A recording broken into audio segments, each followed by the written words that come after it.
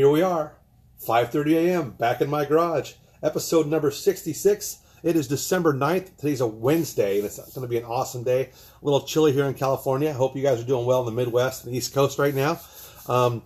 Today I want to talk about Think and Grow Rich by Napoleon Hill. An awesome book, and it's hard to believe it was written over 80 years ago because the things he says in the book from 80 years ago is still so applicable today. I read the book. I've read it twice. I'm probably going to read it again. It's been a couple years since I've read it, but it's an awesome book. Like I said, Napoleon Hill, Think and Grow Rich from 1937. Good morning, Steve Peterson. How are you, my friend?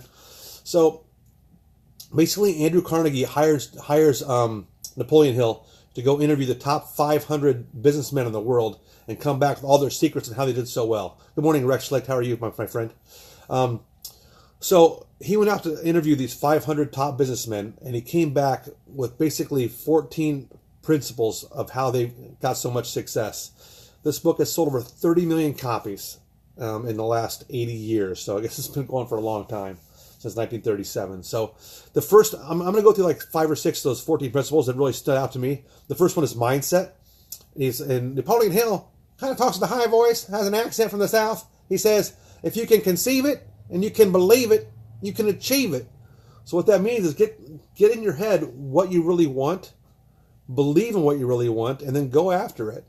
Because your mind feeds, whatever you feed your mind, you attract. You feed your mind positive, you attract positive. You feed your mind income thoughts, you attract income. You feed your mind negative thoughts, you attract negative actions. Only you set limitations on your mind, nobody else. I mean, if you let them, they can. But you set your limitations. Without you, there's no limitations. Have a wide open mind and go after anything you want to. An attitude is the only thing that you have 100% control of. And that's true. The only thing you really control is your attitude. So you can't control anybody else. You can't control anything, the weather, what's going on around you. You can control how you accept those things and how you see them. So keep that in mind. Mindset is the number one thing he had in his book. Another thing, you have to have a burning desire. You have to have a passion for what you're doing.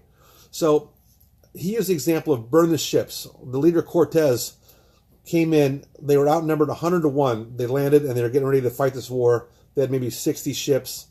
And they said, okay, guys, we got to go fight this. So the only way we're going to make sure we don't go back on our ships and run away, burn the ships.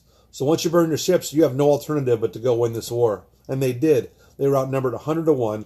They had nowhere to fall back on, so they went in and won the war.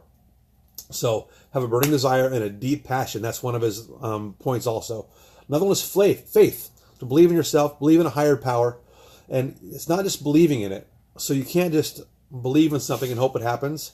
You have to have an applied faith. It's an active faith. So don't just have a dream, have an action that coincides with your dream. So it's having applied faith. Another thing is have specialized knowledge. Who do you think earns more money, a general physician or a brain surgeon?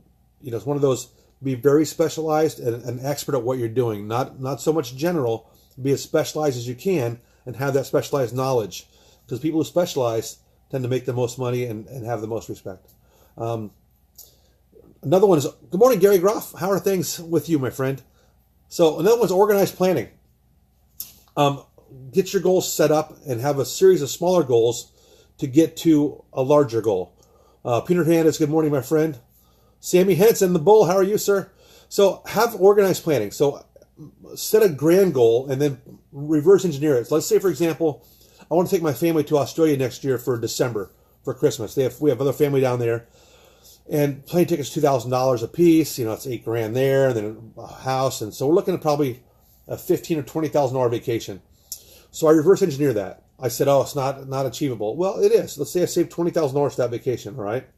So how do I do it? I got to make an extra this much month. I've got to do an extra deal here. I got to do an extra thing here. And you kind of reverse engineer that $20,000 becomes a smaller number if you divide it out over 12 months or over one deal or over, whatever it may be.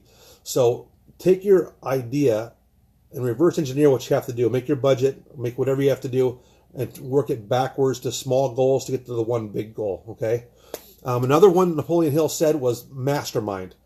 You're the average of the 5 people you're around the most, which is pretty common. People know that. But get in groups. Let's say if we have 5 top realtors in Orange County together, and we've all been doing this for 15 or 20 years. That takes our 15 years of experience or 20 years of experience and makes it 100 years. Because you multiply that times the 5 people. So now you're bringing 100 different years of experiences and knowledge and wisdom to your mastermind. So you're really growing and improving at a high level because you multiply that experience. And be careful who you choose for your mastermind. Choose somebody who's going to lift you up or bring you down. You don't want to be the highest one in your mastermind. You don't want to always be the leader. It's the best to be the lowest one. Man, if I was to be the dumbest guy in my group, that'd be awesome because I'd learn so much. So that's kind of my goal is to have my average 5 be way above me. So if I work with those people, and then it brings me up to their level, hopefully. That's the goal. So that's it for today, guys. I just want to go through 5 or 6 principles of Napoleon Hill's Think and Grow Rich. Great book, 1937. Like I said, it's sold 30 million copies. And even though it's 80 years old, it's still applicable today. Those same philosophies he has, those 14 points, are still great. And all the big speakers get all their stuff from him still. I mean, all the stuff they're going through now, just the old stuff from before. Good morning, Lynn Peterson. How are you, sir? One of my best teachers. So that's it for today, guys. Hey, I want to let you know, have an awesome week. I love you so much. This is going to be great. You're awesome. And go out and excel today. I'll talk to you later. See you tomorrow morning at 5:30. Bye.